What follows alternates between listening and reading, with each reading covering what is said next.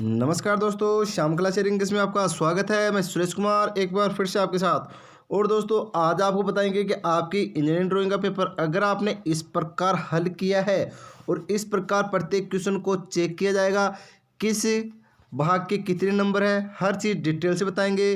तो दोस्तों, अगर इंजीनियरिंग ड्राइंग का पेपर आपने ऐसे चेक किया है, ऐसे चेक करते हैं वहाँ पर, अब आप भी चेक कर लो आपके कितने नंबर आ सकते हैं। ऐसा किया है तो कितने नंबर तक आ जाएंगे। और आपको ये भी मालूम है कि ऑल ट्रेड कॉमन पेपर रहा है, सभी है, क्योंकि सभी का पेपर एक ही रहा था, भले किसी भी ट्रेड की हो आप। तो दोस्तों, अगर चैनल को पहली बार विजिट करे हो तो सब्सक्राइब जरूर करना। अगर वीडियो आपको अच्छा लगे तो उसको लाइक करना, अपने दोस्तों के साथ शेयर करना, जिसके बाद में आपको पल पल की अपडेट मिलेगी।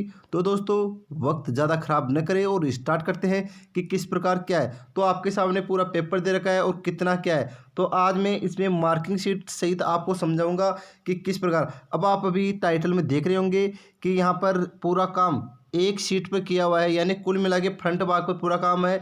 यानी आधी शीट पर 3 क्वेश्चन इधर है और 3 क्वेश्चन इधर है। ठीक है दोस्तों, तो मैं स्टार्ट करता हूँ। और आपका देखो इस प्रकार पेपर आया होगा आपका। और पहला क्वेश्चन था drawing free hand sketch of the flowing, यानी पहला था बॉल पेन हैमर, दूसरा था डबल एंडिंग स्पिनर।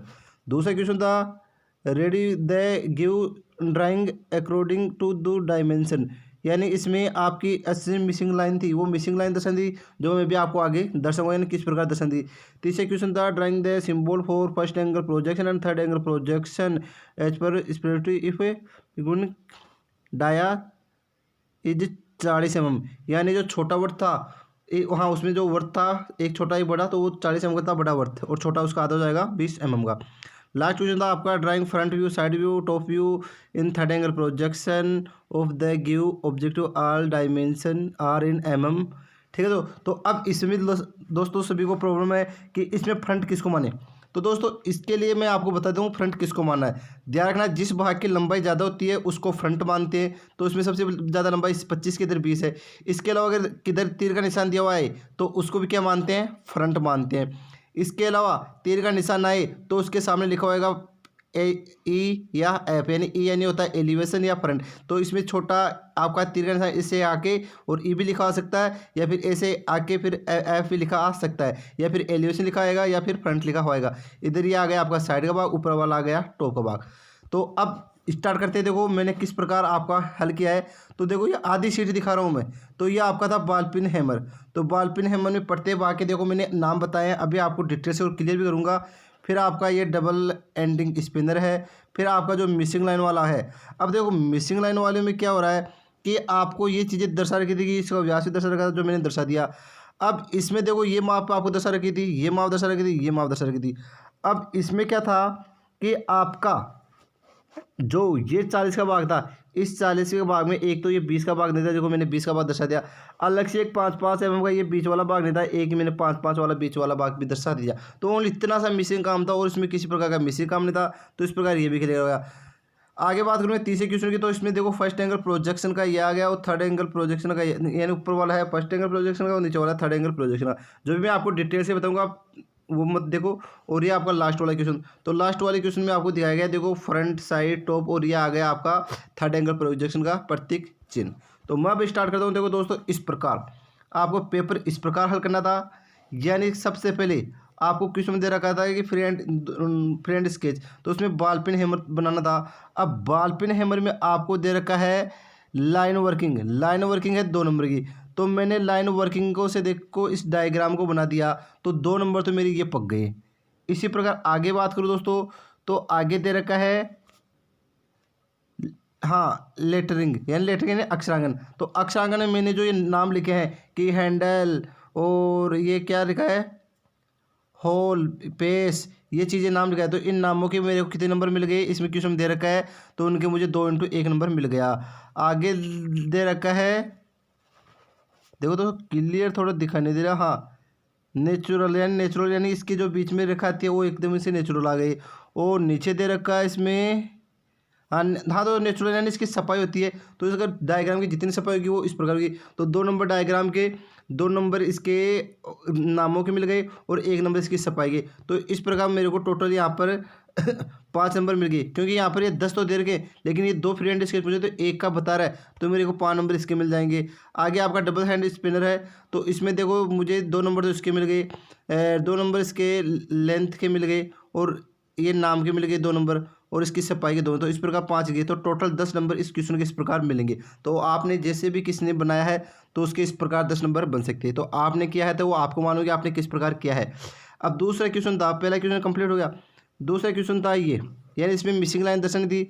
अगर इसमें आपने ओनली लेंथ वर्किंग यानी अगर डायग्राम भी बनाया, ओनली ये प्रकार ये ऐसा डायग्राम बनाया पूरा, तो अगर ये डायग्राम भी बनाया है तो आपके डायग्राम के आपको मिल गए 3 दूनी 6 नंबर, यानी फ्रंट के साइड के और साइड के दोनों के कितने मिल गए, 2 तो 4, पूरे डायग्राम के आपको 4 नंबर तो यहाँ पक जाएंगे आपको। ठीक है दोस्तों, आगे बात करूँ दोस्तों, तो इसके लाइन वर्किंग, तो इसमें जो लाइन वर्किंग की जो सेंटर की रेखा अगर ये आपने बनाई तो 1 नंबर आपको इसका मिल जाएगा।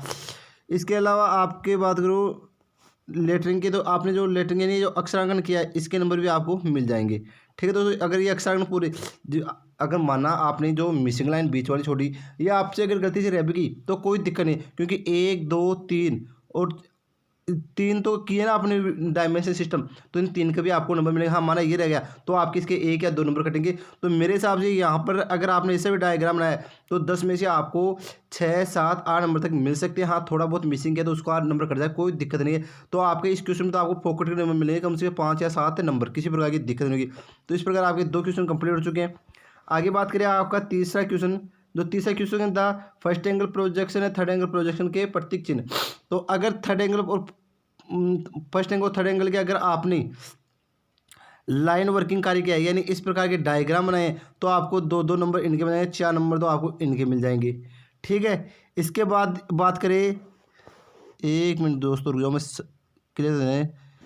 क्लियरिटी नहीं दिखाई दे रही यहाँ पे, थोड़ी सी लाइन वर्किंग हो गई, फिर इसके जो लेटरिंग है यानी अक्षरांकन है, तो इनके भी आपको एक एक नंबर इनके मिल जाएंगे, हो गए 2 नंबर। इसके अलावा आपके जो सेंटर की रेखा खींची जा रही है इनके भी आपको कितने 1 नंबर मिल पा रहा है। ठीक है दोस्तों, तो कुल मिला के दोस्तों ये इस प्रकार है, टोटल 10 नंबर के क्वेश्चन थे, तो 10 में आपको 2 नंबर इसके आ गए, चित्र के 2 नंबर इसके आ गए। इसके अलावा सेंटर रेखा के थे, तो सेंटर रेखा का 1 नंबर इसका आ गया, 1 नंबर इसका आ गया। इसके अलावा ये लेटरिंग यानी अक्षरांकन थे, 1 नंबर इसका आ गया, 1 नंबर इसका आ गया। इसके अलावा इसकी जो क्लियरिटी है नेचुरल, तो 1 नंबर उसका आ गया, 1 नंबर इसका है। तो टोटल देखो 5 नंबर हो रहे दोनों ये, तो फर्स्ट एंगल थर्ड एंगल के इस प्रकार टोटल 5 नंबर बनाए।